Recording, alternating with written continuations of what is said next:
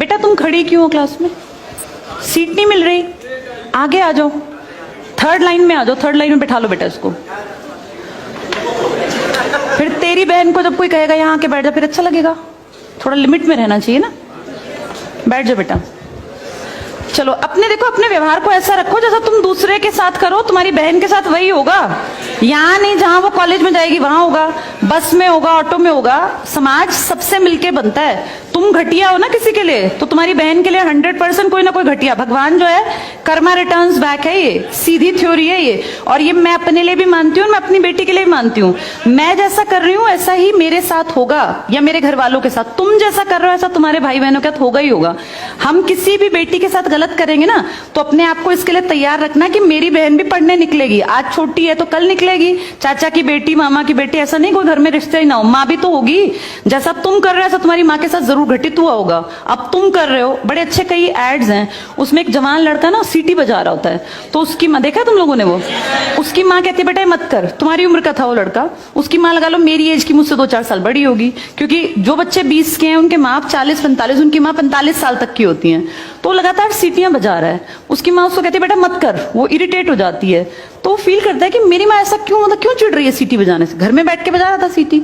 तो उसकी माँ को याद आता है कि जब मैं रोज बस स्टॉप पे जाती हूँ, 45 साल की अधेड़ उम्र की एक औरत, एक घटिया लड़का, मतलब ऐसे नहीं होते बिल्कुल ही घटिया जिनकी परवरिश हो, वो रोज उसको परेशान करता है, उस 45 साल की औरत को।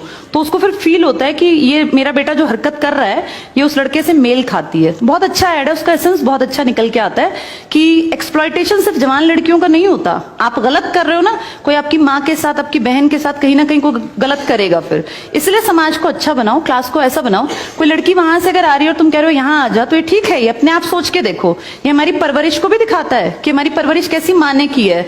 अपनी बेटियों को जितने हम संस्कार देते हैं ना, उससे ज्यादा बेटों को देने चाहिए, क्योंकि गलत करने वाले लड़के ही तो है ना, किसी के प्रति गलत कमेंट करने वाले।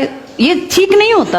इतने काबिल बनो कि कोई तुम्हारे साथ बैठना चाहे। तुम्हें ये कहना पड़ रहा है कि यहाँ के बैठो, तुम कोई वो छिछोरे 70-80 के दशक के लड़के थोड़ी ना हो, पढ़े लिखे 21वीं-22वीं सदी के लड़के बैठे हो। तुम कोई बच्चे नहीं हो। अब अपने व्यवहार को इतना अच्छा बनाओ, क्योंकि जब गलत बात बोलो ना तो ये सोच के बोलना कि मेरे घर में जो औरत है ना उसको ये सहना पड़ रहा है कहीं ना कहीं। तुम ही लोगों ने समाज बना रखा है, इसको घटिया बना लो चाहे अच्छा बनाओगे तो पूरा समाज अच्छा बन जाएगा। घटिया बनाओगे तो तुम्हारी माँ को भी वो 100% सुनना पड़ता होगा, क्योंकि ये कर्म है, ये किसी को नहीं छोड़ते।